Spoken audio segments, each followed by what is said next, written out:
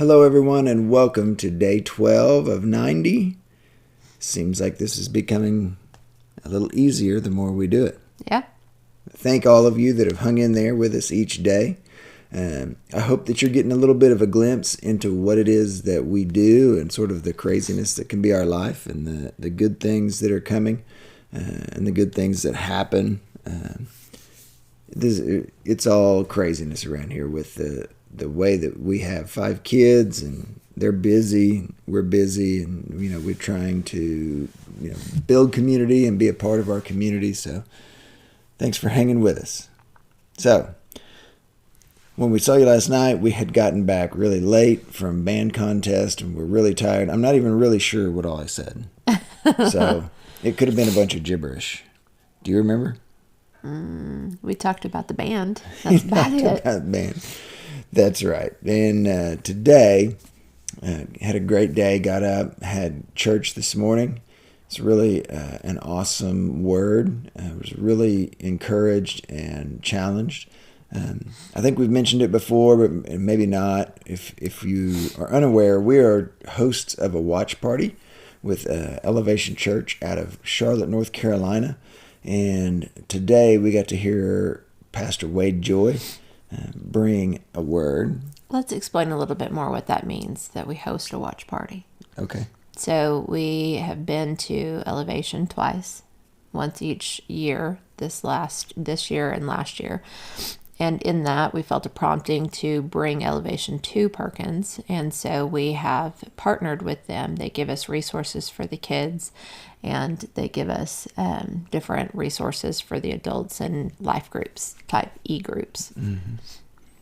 And that we host church service in our home each Sunday morning. And so it's a concept that they're using to spread the word into places it might not get otherwise. And it's been quite a thing to watch it grow.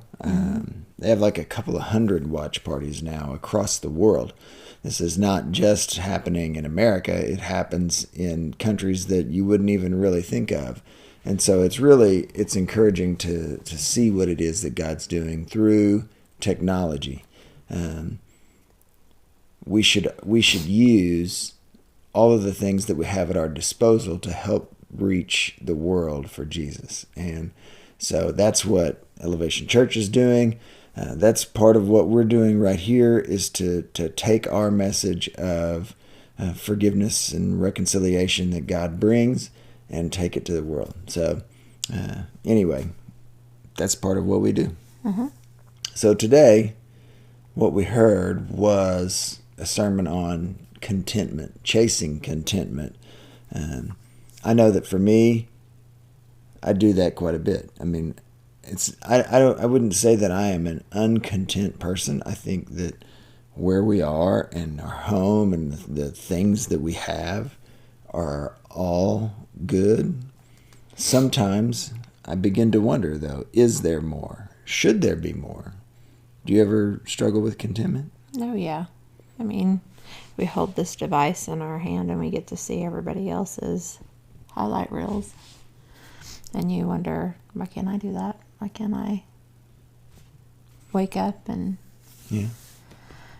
One of the things that we do with the kids is try to keep in check what it is that they see on their phones. Mm-hmm. They, without supervision, have the whole history of human knowledge in their pocket. Yeah. That's a powerful tool, and it's also a destructive tool. So we spend a lot of time trying to encourage them to put it down. Yeah. It's funny. I've watched all of them spend a lot of time on it in different areas. So Jaden likes to look at Pinterest. She likes to see styles and makeup, and while to some degree, if you're going to go shopping, you need to look and see. And on the other hand, it can be a bit destructive when you start going, well, I just don't have that. I can't afford it. Reagan watches a lot of anime. Yeah. And she draws a lot of anime. Very talented at doing it. Unchecked, I don't know if you've ever watched any anime, but it's all a little bit nuts. And so that begins to create thought patterns in people's heads. And Thomas is into cars, and he's constantly finding car groups on Instagram. Some of those can be a little bit Racy. out there. Yeah.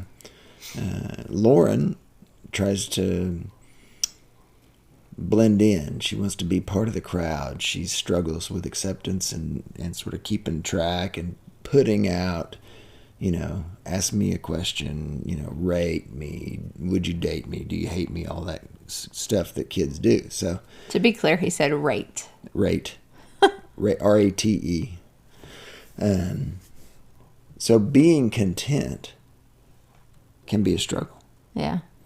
And Allison, even whenever she was in the house, she struggled with being on her device all the time, whether it was Netflix or YouTube. And I think that it causes a lot of the kids in this generation to not know how to deal with people face to face, not know how to develop relationships and encourage and engage one another. Yeah. So we talked about Philippians 4 today in church, and Paul writes in Philippians 4 in verse 12 specifically, I know how to live on almost nothing or with everything. I have learned the secret of living in every situation, whether it is with a full stomach or empty, with plenty or little. The key word that we talked about today is in every situation. So we don't necessarily have to be content with our situation, because when this was written, Paul was in prison. He was headed to a Roman trial, being persecuted for doing what God had called him to do. And he had learned that in his situation, he had to be content. He didn't have to be content that he was in prison, but that he is content in what God has placed him, or where God has placed him.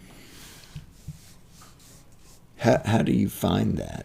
What did we talk about today that helps us find contentment?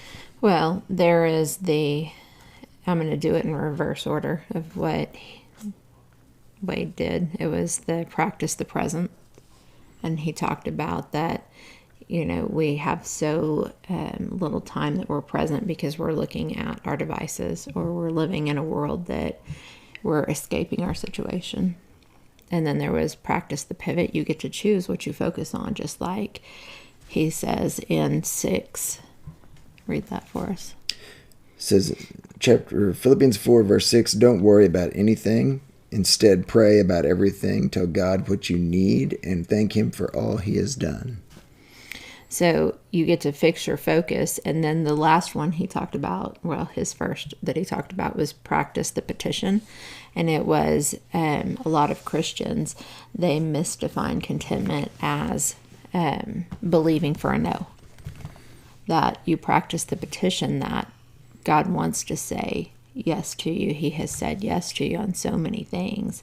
And yet, whenever you get to that point and you have an option to be content in the situation, or to just fill your mind with the things that are negative and all of that, you can practice the petition and just ask for what it is that you need in that situation to be content in that situation. He used a great example talking about his daughter. Now, part of what we do is we reach out to families that are blended together. You've been through a marriage and divorce, and now you're maybe married again. You got stepchildren in your home, and this sort of helped bring it all back for me earlier. When you have a child that has something that they really want, and maybe they ask you for it all the time, and for each of our kids, it's usually something different, but it comes back around all the time. I want to do this, I want to do this, and I want to do this. It's always the same thing. And they get to a point where they begin to think, well, he's just going to say no. Yeah. He's just going to say no because it's, he's annoyed by it and all of that. And they don't ever stop to think about how many times we do say yes, or we do meet that need for them. And we do that as Christians all the time. I mean, I can't tell you how many times Well, and God you have has to come use through. the point that he made is that his daughter Abby kept wanting to say something about where she wanted to go, but she didn't say anything because she thought that her mom would say no.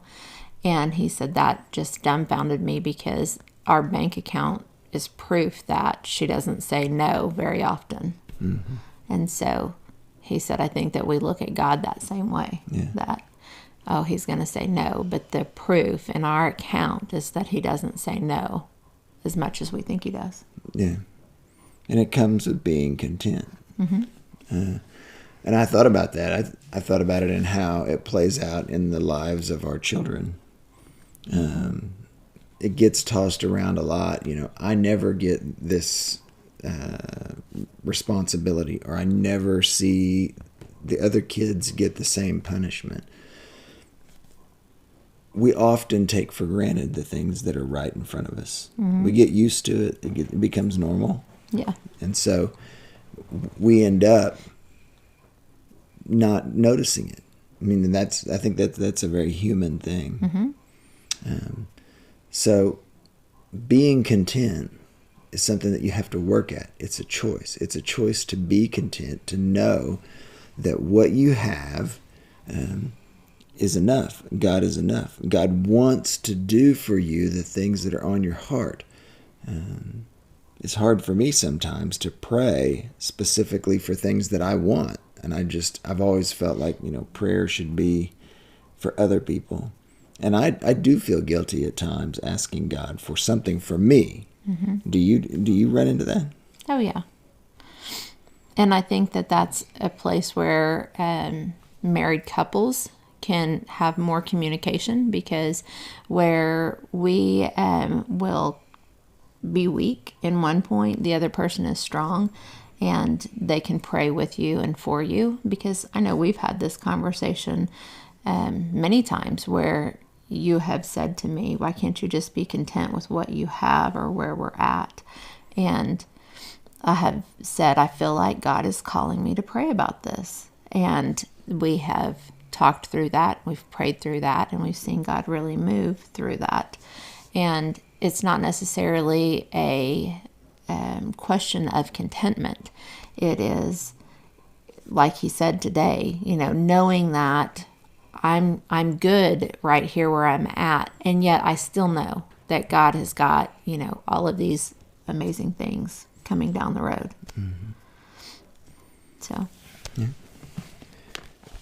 So, to sort of wrap this up a little bit, in Philippians 4, verse 8, and now, dear brothers and sisters, one final thing. Fix your thoughts on what is true and honorable and right and pure and lovely and admirable. Think about things that are excellent and worthy of praise. Keep putting into practice all you learned and received from me, everything you heard from me and saw me doing. Then the God of peace will be with you. So fixing our eyes on the things, or fixing our mind on the things that are good and pure, helps us to focus on what it is that God's done for us. So with that, we talk about our words for the year. Mm-hmm. We're getting down towards the end of 2019, headed into 2020. And every year, we try to come up with a word for our family of what we want the next year to be based around. We want it to be a focal point for our family, as well as our individual selves. We each come up with a word. And so we wanted to start that train of thought for you and your family, to begin to pray and ask God about what word he would give you for 2020. We know that in a doctor's office, if you have good vision, it's 2020. We're now to the year 2020. So as we start thinking about having vision for the future and moving into the future, we want to have good, clear vision. So begin to pray about what God would have your word be for 2020. Yeah, and I would say that that is something that, God may give you a word right off the bat, or it may be the beginning of the year before you get your word. It is something that He's given us our words differently each year. And Rockford's word this year was Expectation. expectation, and my word this year is deeper. And for me, deeper, I felt like God was impressing upon me to go deeper into relationships with the people that are around me, because I have a pesky habit of just being there and attending to the physical needs of what do we need for Sunday night dinner, what do we need for dinner, and not attending to the deeper need of what do we need for everybody to be good today. So, Yeah. what have you gotten from expectation? Quite a bit, really. I need to have some expectation at some point, because I've fallen into that trap of just expecting a no a lot of times. So I need to have some expectation, and then knowing when you have expectations, sometimes God will sort of blow them up and change those expectations. So it's been an interesting year as far as that has been concerned. So I'm looking forward to 2020 and seeing what's next. Me too. So with that, day 12 is done. Mm-hmm.